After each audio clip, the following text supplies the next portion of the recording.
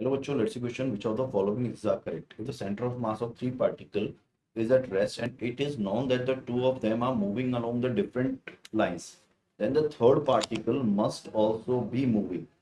बच्चों अगर हम ये जानते हैं कि centre of mass of three particle rest पर है, ठीक है, तो एफ सिस्टम पे नेट फोर्स कितना है? जीरो।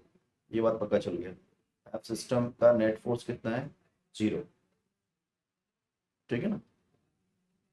तो एफ सिस्टम अगर जीरो है तो पी सिस्टम क्या रहेगा? कांस्टेंट रहेगा।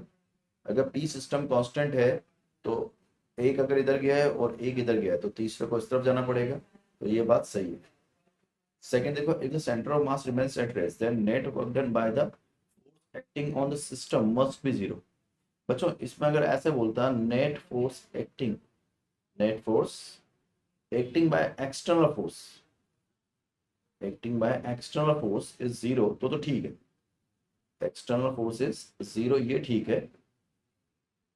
लेकिन यहाँ पर वर्क होगा किसकी वजह से? इंटरनल फोर्स की वजह से। Work will be done by internal force. ठीक है ना। Hence this statement is wrong.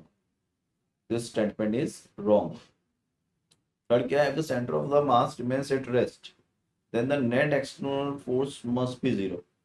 External force zero होगा, ये बात सच है। मैंने ये चीज बोली आपको। Net force is zero. कौन सा? एक्सटर्नल वाला। See if the speed of centre of mass is changing then there must be some net work being done by the system from outside.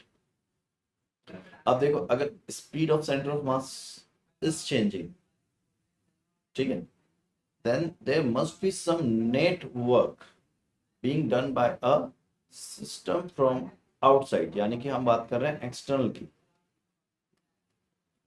ठीक है, हम बात कर रहे हैं एक्सटर्नल की।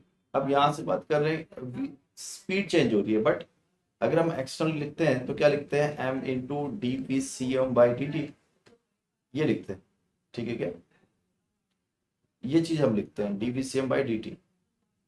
तो अब ये वी सी एम को जब लिखते हैं तो ये वेलोसिटी होती है। हो सकता है स्पीड चेंज हो रही हो, ठीक है, बट वेलोसिटी क्योंकि एक वेक्टर क्वांटिटी इसलिए वो जीरो हो सकती है। सो ये चीज कहना कि मस्ट भी होगा, दैट इज रॉन्ग। तो एफ एक्सटर्नल जीरो हो भी सकता है और नहीं भी, may not be zero, may not zero. ठीक है ना। ये चीज हो जाएगी यहाँ पर। क्योंकि अगर आप देखो इस चीज पर, अगर आप देखो मान लो कोई बॉम्ब है, वो एक्सप्लोड होता है तीन इक्वल पार्ट्स पर, एम एम और एम पर। तो अगर मैं बात करूं स्पीड, चेंज इन स्पीड तो आ जाएगी, but change in velocity zero रहेगी हमेशा, है ना।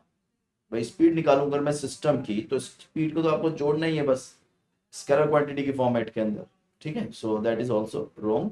So one and third is correct only. All the best.